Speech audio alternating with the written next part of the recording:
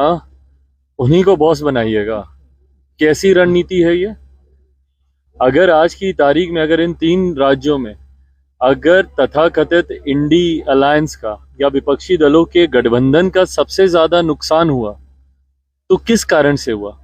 मुख्यमंत्री नीतीश कुमार जी के बयानों से ही हुआ ना। और इनके बयानों पर जो बाकी दलों ने खामोशी रखी, क्या इन्होंने महिलाओं का अपमान नहीं किया?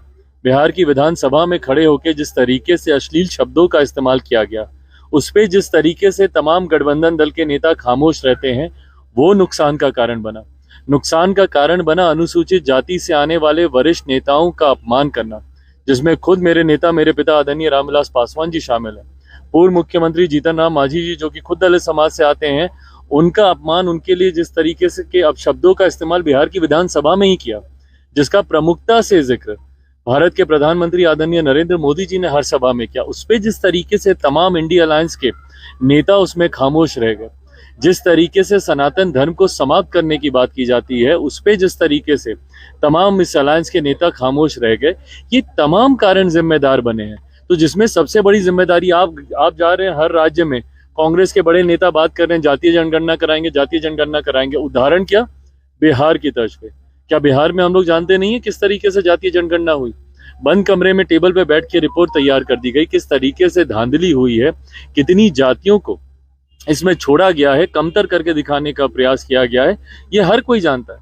इनके मुद्दे ही गलत थे और इनके ज्वलंत विषयों पर खामोश रह जाना, और खास तौर पर मुख्यमंत्री जी के, हमारे बिहार के मुख्यमंत्री जी ने जितने अपशब्दों का इस्तेमाल किया, उस पे इंडी गठबंधन के लोगों का खामोश रहना ही सबसे बड़ा कारण बना है विपक्ष की हार का। अब ऐसे में इन्हीं को जाकर एकदम आगे बैठा दें तो भैया जो बचा कुचा है वो भी सब समाप्त हो जाएगा। इस लोकसभा विधानसभा में हमने देखा कि अंतिम समय में जातीय जनगणना का एक मुद्दा आया था। आपको लगता है कि 2024 में ये मुद्दा कितना महत्व रखेगा? भाई, महत्व तब रखेगा जब आप सही उदाहरण से सामने आएंगे। अगर आप बिहार का उदाहरण दिखा के अगर आप जातीय जनगणना की बात करेंगे तो लोग भली भांति जानते हैं कि जिस तरीके से यहाँ पे धांधली हुई, अगर इसी तरीके से करनी है तो रिपोर्ट आप आज ही साझा कर दीजिए ना, आप रख दीजिए जनता के सामने। फिर उसमें फिर जनगणना का दिखावा करने की जरूरत क्या है? कितनों के यहाँ जनगणना हुई है हम लोग भी जानते हैं यहाँ पे।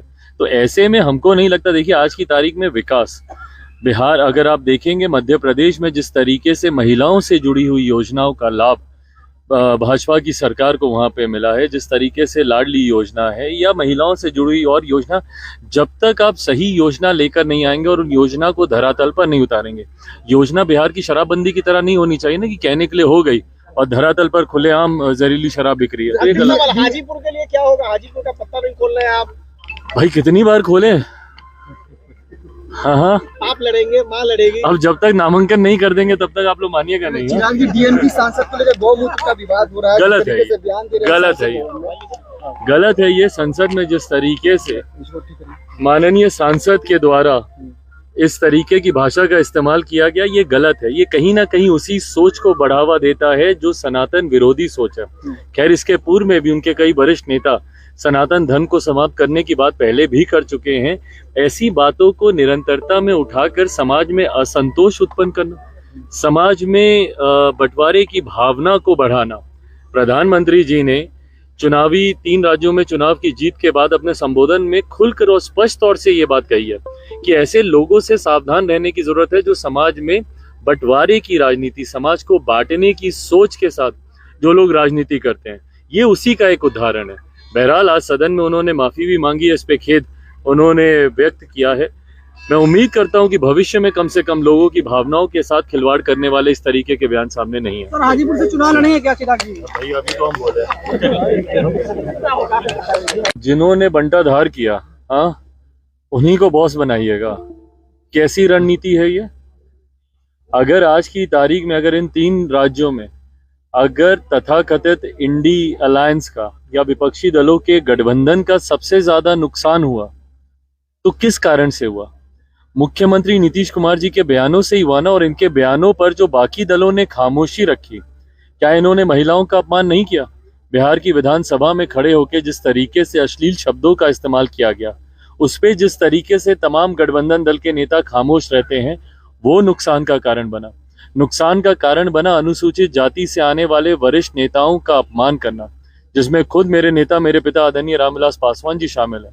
पूर्व मुख्यमंत्री जीतन राम मांझी जी जो कि खुद दलित समाज से आते हैं, उनका अपमान उनके लिए जिस तरीके से के अपशब्दों का इस्तेमाल बिहार की विधानसभा में ही किया, जिसका प्रमुखता से जिक्र भारत के प्रधानमंत्री आदरणीय नरेंद्र मोदी जी ने हर सभा में किया, उस पे जिस तरीके से तमाम इंडिया अलायंस के नेता उसमें खामोश रह गए, जिस तरीके से सनातन धर्म को समाप्त करने की बात की जाती है उस पे जिस तरीके से तमाम इस अलायंस के नेता खामोश रह गए, ये तमाम कारण जिम्मेदार बने हैं।